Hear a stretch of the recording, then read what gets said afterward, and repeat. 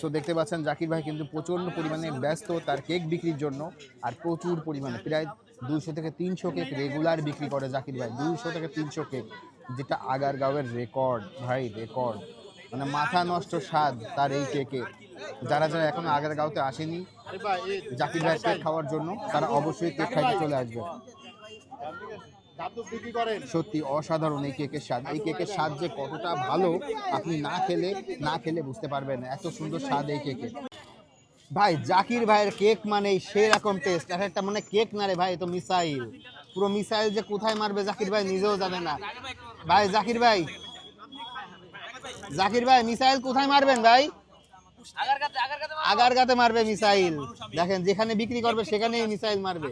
অবস্থা দেখেন, অস্থির অবস্থা। মানে কেক তো না, এত বড় মিসাইল রে ভাই, এত সুন্দর টেস্ট এই মিসাইলের।